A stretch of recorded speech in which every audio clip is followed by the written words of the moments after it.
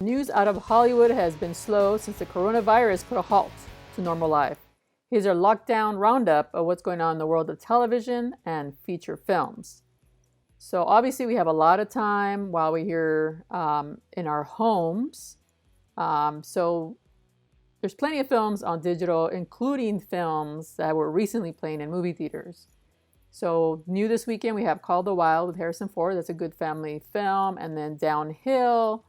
They're both really good films. Well, Call the Wild is a little more entertaining. Downhill is a little bit of a bummer. These two, this couple played by Julia Louis-Dreyfus and Will Ferrell, are bickering because of an event that happened, and it's not exactly a feel-good movie.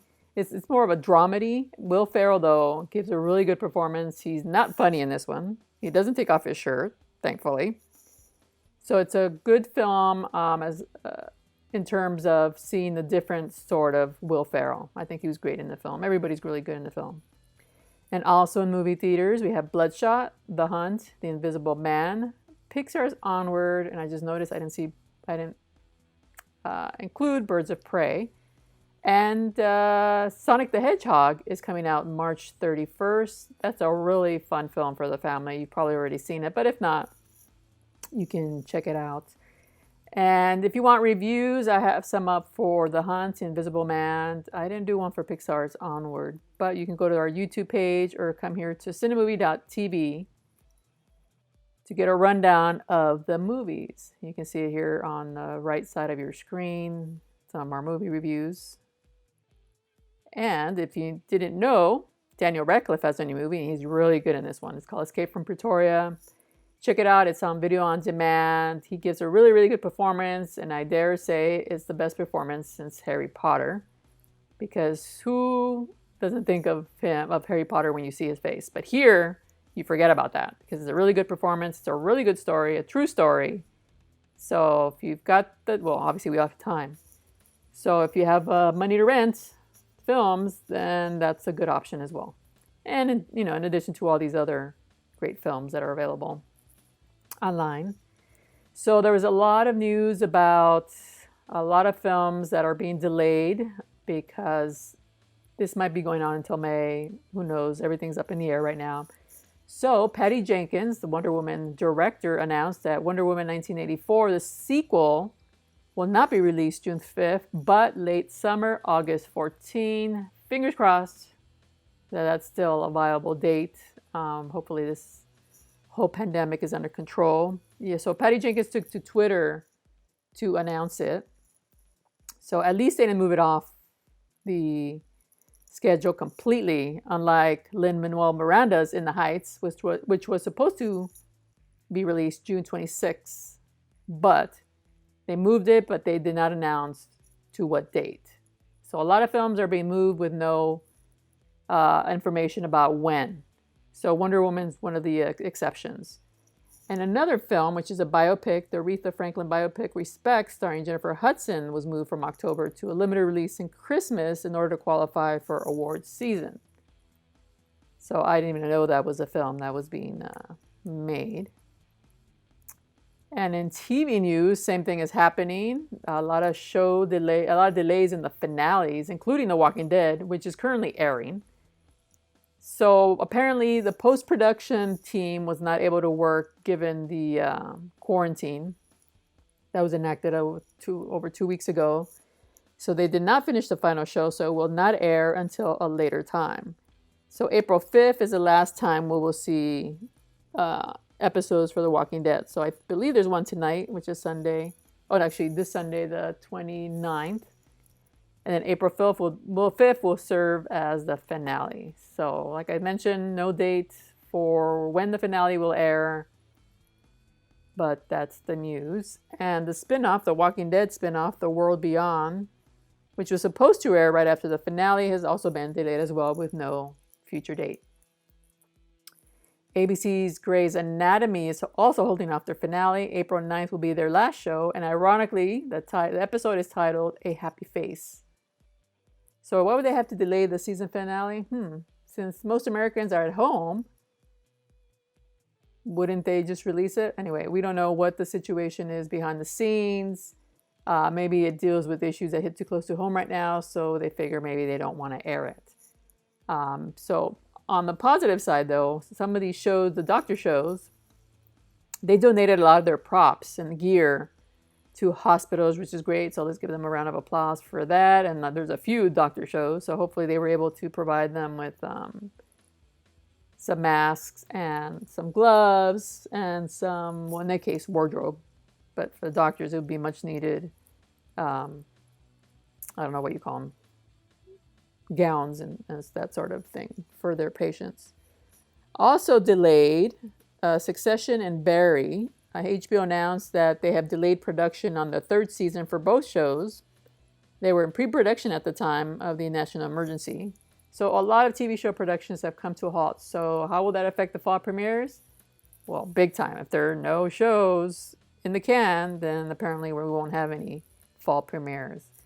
Unless they, when this is over, they go into high gear and produce films as they are airing. But that's rough to do. All right, in cancellation news, Messiah on Netflix, starring Michelle Monaghan, was canceled after the first season. And I didn't watch it. Did anyone out there watch it? Is it any good? But apparently, from what I read, it was canceled because it required a lot of production overseas. And of course, given what's going on with today, I figured they just canceled. I'm sure there were other things involved, but that was somewhat some of what was being reported in the media. All right, some good news. We did get some good news. We might have to wait a while to see this in action, but Michael Biehn, best known as Hicks from Aliens, and Kyle Reese in the original Terminator, has not been in any big projects since, I believe, was it Quentin Tarantino and Robert Rodriguez's Grindhouse? He was in that, and that was a long time ago. Anyway, he's coming back in a big way. He's going to guest star on The Mandalorian's second season. And apparently, he will be playing a bounty hunter from Mandalorian's past. So that sounds like it might be a brief starring role. But I love this guy back in the 80s and 90s, so I hope he's got a bigger scene. But doesn't sound like it. And then last week, another high-profile actor is joining the Disney Plus show. Rosario Dawson will be starring as a fan favorite, Oksana Tano, Anakin Skywalker's Jedi Padawan apprentice from Star Wars: The Clone Wars. So that got a lot of people excited, although a lot of people, or most people, were saying they wish they had the original, the actresses who voiced the character. And I believe production won't be affected. Obviously, they may be in post-production editing because they started shooting season 2 even before Mandalorian premiered on Disney Plus in November. And when we were at the press conference for the show, they were in the midst of starting season 2. So they're far ahead, and hopefully their post-production is far ahead. We'll be able to maybe to see it in November. If not, then it's going to be up in the air. And then some other good news for Killing Eve fans. AMC moved up its premiere date to April 12th instead of April 26th. So I actually have to catch up on that show. I just watched, I think, season 1, first episode, but I didn't have the time to get obsessed with the show. So maybe I think I have time now. So anyway, it's on AMC April 12th, and that's the 3rd season. And if you haven't checked out Phoebe Waller-Bridge's other show, the Fleabag, check it out. I believe it's on Amazon Prime. Yes, it's on Amazon Prime. And I love the show. It was a genius approach to a new TV show, and I just loved it. And she deserved all the trophies she got last year. At first, I didn't understand it, but once I saw the show, it's brilliant. It's a brilliant show. I loved it. Now, in movie casting, there's probably not much deal making in Hollywood right now because of this whole pandemic. But Ryan Gosling and Ryan Reynolds may be locking in their new projects. Ryan Gosling will be starring and producing The Hail Mary by Martian novelist Andy Weir. Now, if you'll remember, he's the author to The Martian, which was directed by Ridley Scott. He'll be playing an astronaut floating alone in a spaceship. What can go wrong? Well, it seems he didn't get enough of space after starring as Neil Armstrong in First Man. Now, Ryan Reynolds is also producing and starring in the live-action feature adaptation of the 80s arcade game Dragon's Lair for Netflix. That'll be Reynolds' third video game-related project after starring in Pokemon Detective Pikachu and this summer's action movie Free Guy, which probably will be delayed because of the current situation. I barely remember this game. I don't think I played it, but the visuals look familiar. But there you go, Ryan Reynolds' next project. And in fictional casting, if you have not watched Tiger King, it is a batshit story. It is just out there. And the lead guy is Joe Exotic that you see here, and the tiger. And it's hard to explain because it's such a mess of a story and characters. But anyway, it's so popular that somebody on Twitter decided to cast the roles for a non-existent feature film already. So Dax Shepard and Edward Norton were named to play Joe Exotic, the main subject in this Netflix docuseries.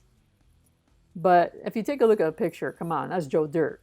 So David Spade, I would give it a David Spade. It's a match made in heaven. And funny enough, there's another project based on these people. Kate McKinnon is cast to play Joe Exotic's rival, Carol Baskin, in a TV series, but they have not mentioned where we'll be seeing this show. It's not in production yet. I believe it's in development. So if you enjoy this story on Netflix, then just wait. There's more coming. A fictionalized version of it, or adaptation version of it. So we'll see how this one turns out. And speaking of Tiger King and binge watching recommendations, if you enjoyed that one, here's another story that's just freaking crazy. It's Evil Genius on Netflix. It's a 4-episode docuseries. And this series makes Joe Exotic look tamed. I mean, this is totally wild. It's about a heist that went wrong.